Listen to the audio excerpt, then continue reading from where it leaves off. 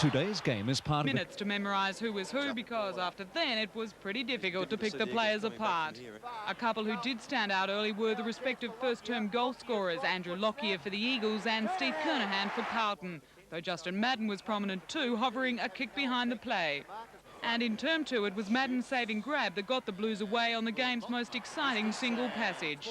The West Coasters didn't get a sniff as Mark Nailey finished off with the first of his 2 goals in a minute. His second put the Blues in front, but 2 fine dobs from Chris Lewis had restored the Eagles' 1-point break at half-time.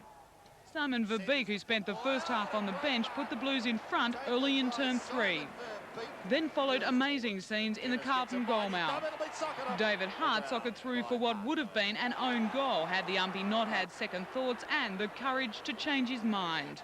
But there was no disputing Craig Bradley's goal, which put the Blues 10 points up at three-quarter time.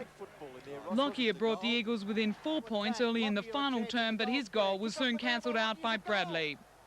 And when best on ground Nailey dobbed his third, the Blues had made it 3 out of 3 for Gezza.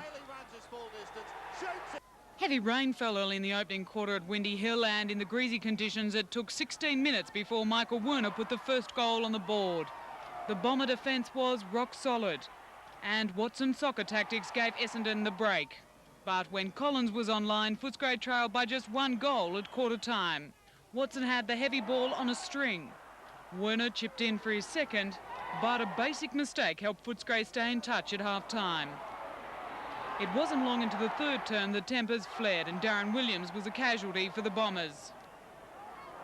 Simon Madden was marking well for Essendon, and although no goals were scored, his efforts helped the Bombers control the quarter.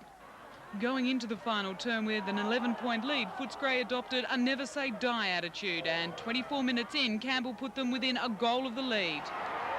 But the time clock and a strong Essendon beat the Dogs in the mud. VFL Park, Richmond kicked with the aid of a breeze in the opening term and quickly took control of the game, with veteran full forward Michael Roach bringing up his 600th VFL goal after 9 minutes.